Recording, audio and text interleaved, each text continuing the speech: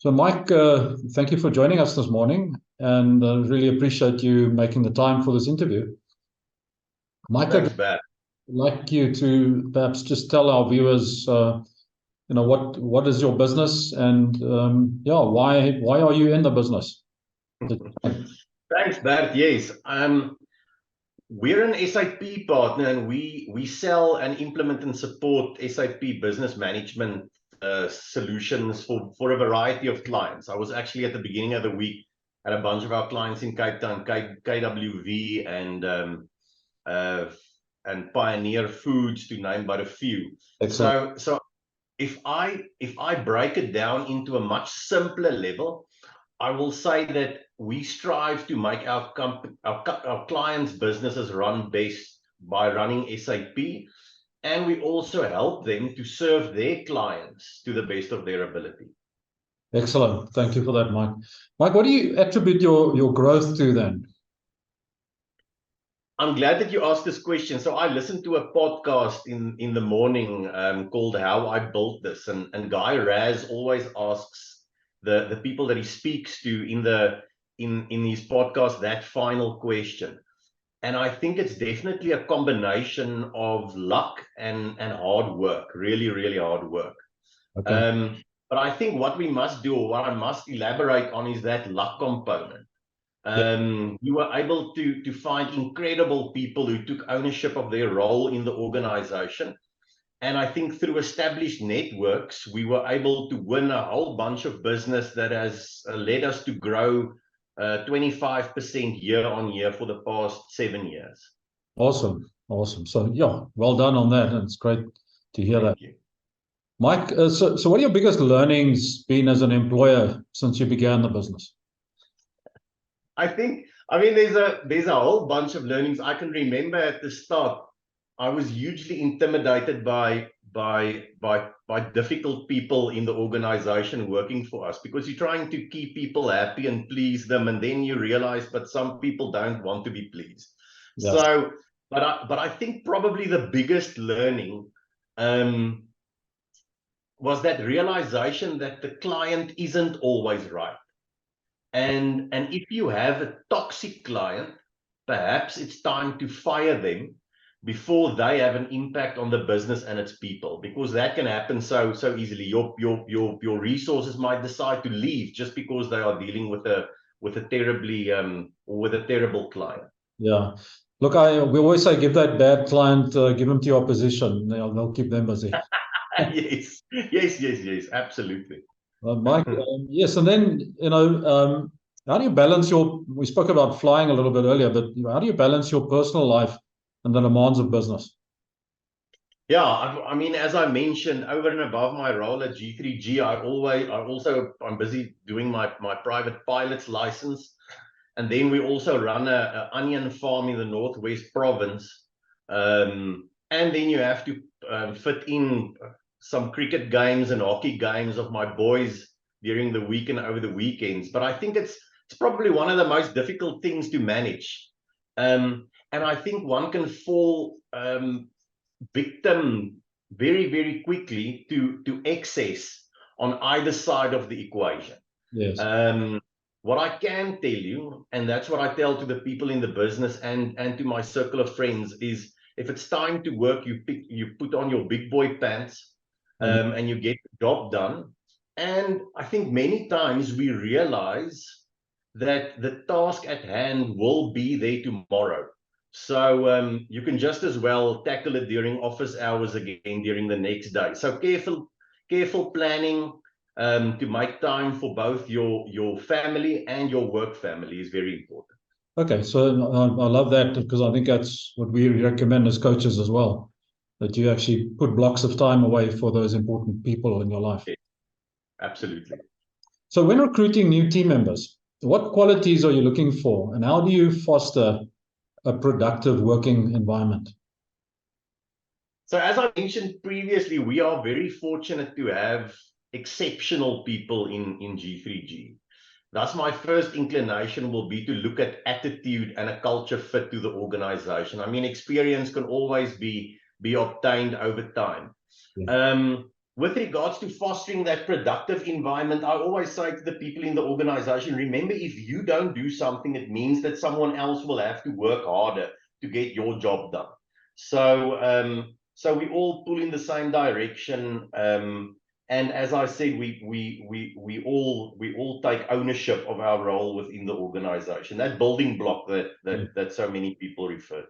Yeah. So, Mike, you've got a number of businesses. I think farming is challenging. I worked for McCain Foods many years ago, and I understand a lot more about potatoes and so on. But, people have some misconceptions about, running a business. And what do you come across, and how do you address those things? No, absolutely, Bert. I think many people romanticize about running a business, a big office and a traveling around the globe and flexible time and business breakfasts.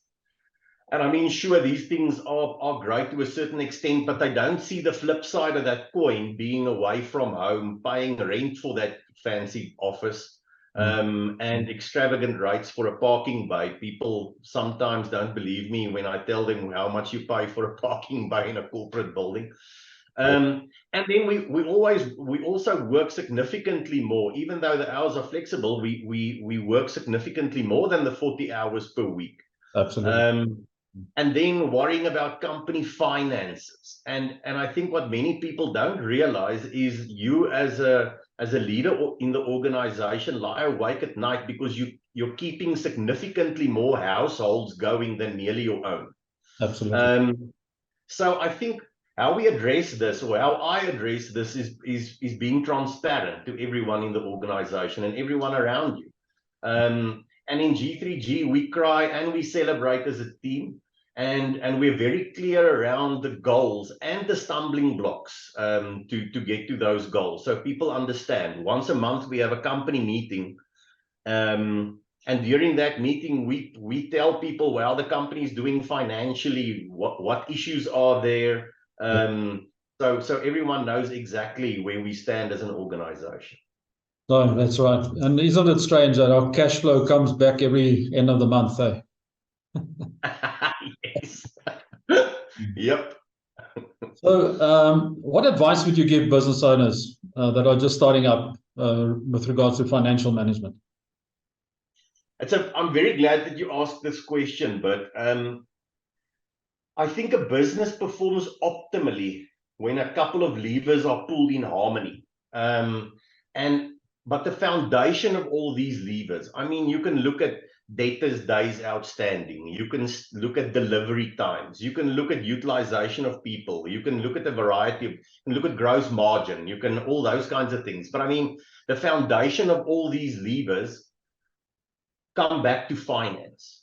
Yes. And in G3G, when I joined G3G, I was hugely intimidated by the monthly management pack, which was compiled and reviewed by accountants and the like. And I took a course in financial management. I think it was with that London School of Economics or something, this 6 weeks, become a chartered accountant course. And I made it my goal to understand what makes our business successful and not. Because if you don't understand how a service or a product is ultimately converted into cash in the bank, you are going to struggle. Absolutely. Yeah. Well, thanks for that. I think it's some great advice there. So where do you see yourself in 5 years from now? I wanted to say retired, but I'm too young. So so anyway, hopefully, Bert, hopefully I'm a pilot in 5 years from now. And hopefully I own a very successful farming operation in the Northwest. But from a G3G perspective, I do believe that in 5 years from now, our organization is going to be, we currently operate in the UK and South Africa, but in 5 years from now, I think we're going to be G3G group of companies, distributed across every continent on the globe with a single aim to make our clients use SAP in a simple but effective way to change their business for the better. Awesome. I love that dream. So what is the one question that I should have asked you, and what is the answer to it? Um, well, I wanted to say who's going to win between the Bokke and Ireland tomorrow. Uh, but I'm sure that you can see who I'm supporting. Absolutely. I think the one question is probably I recall there's a Chinese proverb where they say that a shop owner with a frown should not have a shop. And I think sometimes we think as the leaders in an organization, we are untouchable, and people need to make an appointment to get time with us, and that we make a tick, that we are the secret sauce to an organization. And you know what? I always say to everyone, and I say that to my children very, very often, if you are nice to people, you get so much more done. If you meet someone at a shop and they've got a tag, call them by their name, and I mean the service that you'll receive will be 10 times better. Yeah. If you complain about something to someone, I mean, they are going to be negative, and so it takes nothing to be nice, and make sure that everyone in your organization feels appreciated. Yeah. And I think another thing, and that's probably one thing that we forget many times, is deliver us the same service that you would expect yourself to receive when you are the consumer. Absolutely. I say to many of our support staff, there's a ticket that comes in and a client needs to wait 24 hours to resolve this. If your Netflix didn't work for 24 hours, You would have a how problem. would so yes, so be nice Yeah. and deliver great client service. Yeah. Mike, I'd really like to thank you for the opportunity to interview you. And I want to say great success to G3G, specifically your onion farm, and may the Bokke win. Thank you. Hey, thanks, bud.